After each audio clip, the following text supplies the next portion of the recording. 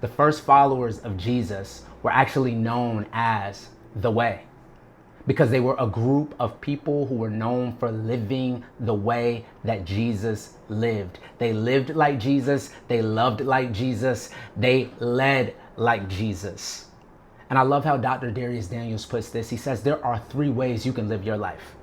It's either culture's way, church's way, or the king's way. And if I was to paraphrase this concept, simply culture's way is living in a way with no true moral compass. You're just doing your own thing. And then there's church's way, which originally was intended to be good, but unfortunately today in certain circles, it doesn't look like God. And then there's a third way to actually live your life. And this is the king's way. This is the way that Jesus actually lived, loved, and led. This is the way that every follower of Jesus is actually called to live. And as I look at my life, I realize, man, there are certain areas that I really need to challenge myself more to live third way. And this is a process. I've been following Jesus fully committed, like discipleship taken seriously for the past 10 years.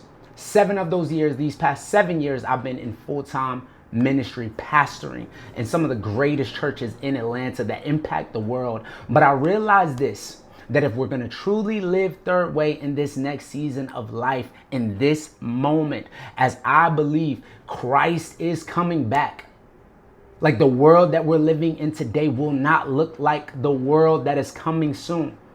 Like if you pay attention to the signs, it's getting real. And it's important that we take our walk more serious if you call yourself a believer of Jesus. And we got to really commit ourselves, catch this, to a life of being fully committed disciples. See, we hear this term discipleship a lot in church today, right? And I've sat in meetings with certain pastors in seasons of my life, and we've had conversations like, yo, how are we going to define discipleship here? And when I look back at it, I think that whole conversation is just crazy work. Like, we don't define what discipleship looks like. Discipleship is already defined in the Word of God. In fact, Jesus didn't even come up with this whole concept. As Jesus walked in the world, fully God and fully man. Check this out. This concept of discipleship was already something that was in practice in his culture. See, back in the day, rabbis, aka teachers, would commit themselves to gathering a group of disciples where they would spend time with them in proximity, where not only would the rabbi teach the disciples certain theologies and practices, but he would demonstrate exactly how to live. And discipleship wasn't like a modern school concept that we see today. It was in fact more similar to an apprenticeship, where you would come in a setting, you will learn, but you would get hands-on training. And then after this apprenticeship, discipleship moment, after some years of growing and developing, you would then be appointed to go out and continue that mission and message of your rabbi. But unfortunately, we're not seeing this concept of discipleship in our spaces. And if we're actually gonna be devoted disciples of Jesus, catch this. Number 2, we really gotta be devoted to the Word of God. Because we have a lot of environments where people are devoted to a particular preacher. We have a lot of environments where a lot of people can quote a one-liner of a preacher, but can't quote the scriptures that Jesus actually preached. Like, we are one of the most biblically illiterate generations that have ever lived. And this isn't a critique. This is a conviction. And as I look at the scriptures and I study the people who actually followed Jesus, these group of people who lived back in the day, they were actually required to know the first 5 books of the Bible. When I say know them, I wasn't saying just quoting the names of those books. No, they knew that word for word. They had an oral tradition of studying the scriptures back then, to where they would recite these scriptures, they would remember these scriptures, and they would be able to have it in them and be able to communicate it. And by the age of 13, it was a standard. You had to know this. You had to be able to communicate that. And if you were taking this like concept of religion and leadership and discipleship seriously, by the age of 17, you had to remember the entire Old Testament. And for us, unfortunately, we can't even remember actual verses that Jesus actually taught.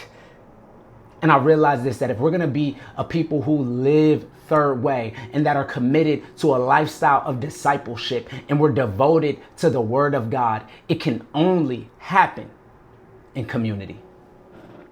We need community more than ever. I believe that true transformation doesn't happen in rows, but it doesn't happen in rows, but it happens in circles.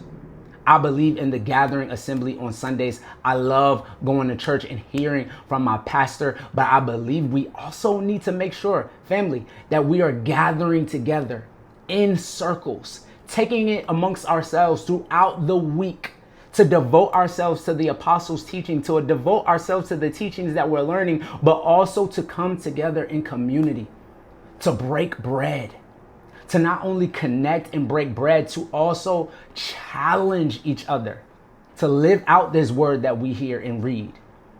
And we need a space, again, where there's true community that brings transformation.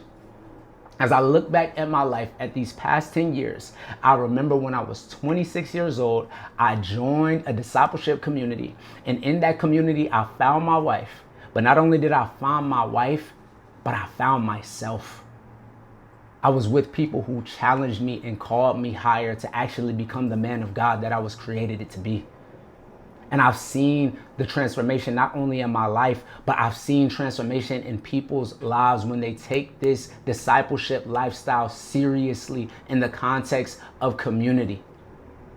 And in this next season of my life, I feel like, man, we need more environments where we're really just connecting throughout the week. Sunday gatherings are amazing, and I believe every believer has to be committed and under a house where they're shepherded. But we got to go to the next level. We really got to go all in when it comes to our walk, especially as society is shifting and we are getting closer to the return of Jesus. We need to make sure that we're connecting, that we're challenging each other, and that we're really committed to this lifestyle of discipleship. So in this season, catch this, y'all, I'm going to be creating environments where we're going to come together to just have some conversations around the word of God. We're going to connect with each other authentically. And we're going to challenge each other to live this out. And if you're interested in being a part of something like this, I want you to go ahead and click the link in this description of this video. Go ahead and sign up on that wait list. I'm going to be personally reaching out to you depending on when you saw this video. And I'm going to see if this is actually a fit for you. And it's going to be something real cool, real simple. We're not doing it big. We're doing it biblical.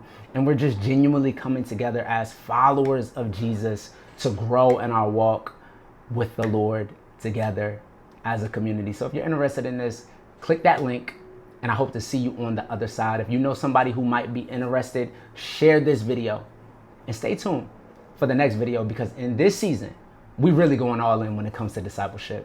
And I can't wait to take this journey with you.